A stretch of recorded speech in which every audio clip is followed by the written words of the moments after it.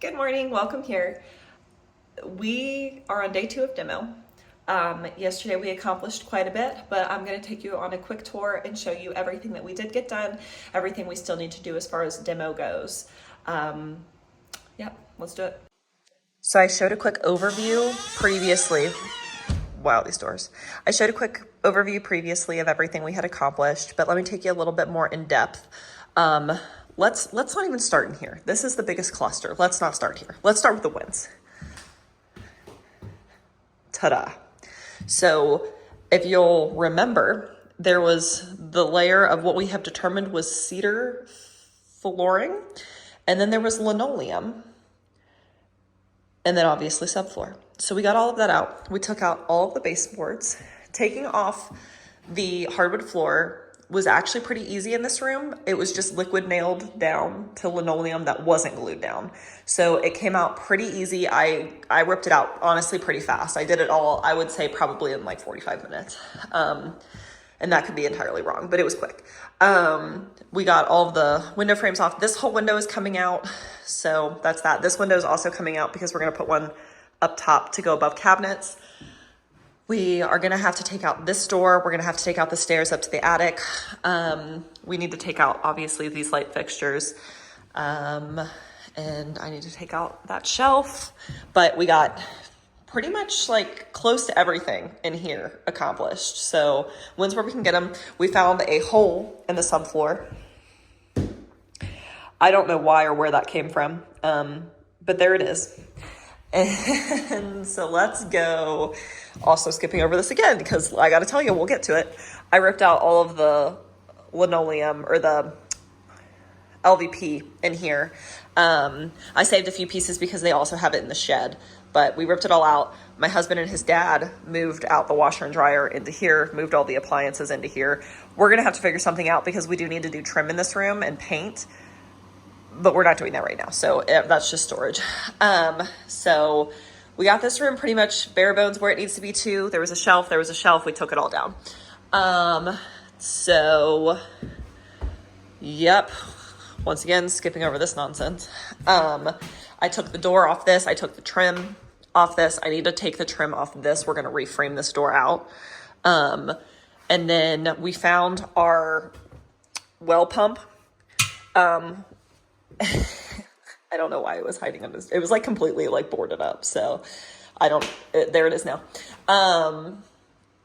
So yep, took all that stuff off. There was a door here. We took that off. Let's come over here to the bathroom.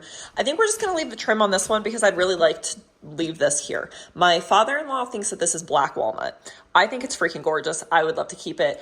Even if it's just in the living space, I would love to have it like around these windows. So we've kept all of the wood that we've pulled off from that. Not this stuff. This stuff is going to the landfill because, screw it. But we have a curtain up because we took the door off. And so we want a little bit of privacy, which is hilarious because obviously, how much privacy can you get? But we left the toilet. We disconnected the vanity. Obviously, there was a lovely green paint color here previously. But we discovered something really fun. This was not connected, like hardly at all. And so there was just water, and we knew there was water pouring into the crawl space. We didn't realize there was water just pouring into the floor. So this is super flimsy. The drywall was completely moldy, so we busted out all the pieces that were moldy because we're going to have to repair that. Yeah, so we took that out. There was the shelf here. We took that out. We're going to have to frame in this window. Hopefully they'll get to that today.